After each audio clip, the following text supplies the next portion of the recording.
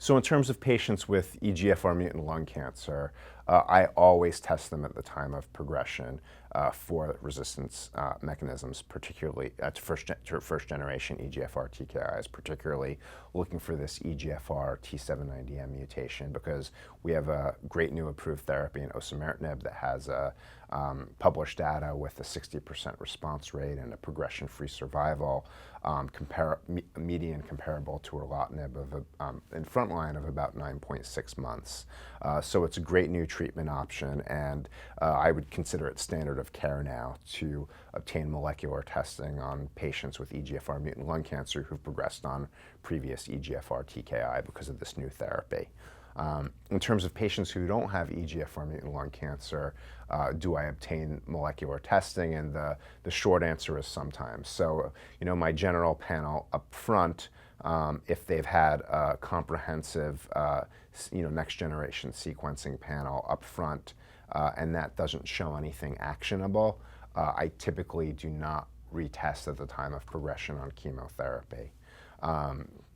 If sometimes patients come to me and they have,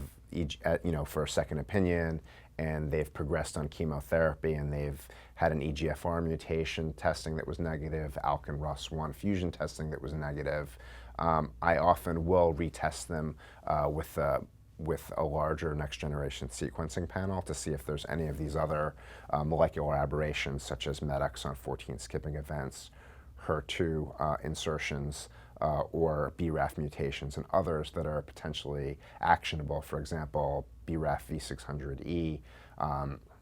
mutant non-small cell lung cancer, there's published data with dabrafenib, BRAF inhibitor, and trametinib, a MEK inhibitor, and now, this has FDA breakthrough designation. So there are things we could potentially offer the patient on an expanded panel.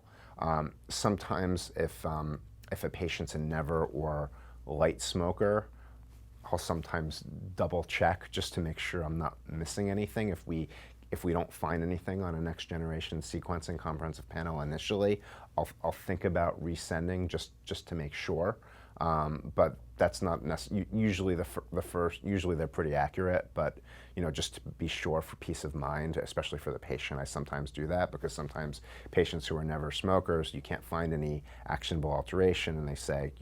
I should have something, why not? And so sometimes I do that, but certainly if they've only had the ALK, ROS1, and EGFR testing, I send a more comprehensive panel. In patients who have ALK rearrangements or other non-EGFR molecular aberrations, for example, ALK rearranged non-small cell lung cancer, or there's alectinib, which is approved regardless of any acquired resistance mechanism you detect, but I'll often send for academic interest, and there's certain mutations in ALK, for example, that may be more sensitive to certain next generation ALK inhibitors, certain ones rather than other ones. So I'll often send for ALK to see if I can potentially match to certain drugs on a clinical trial, or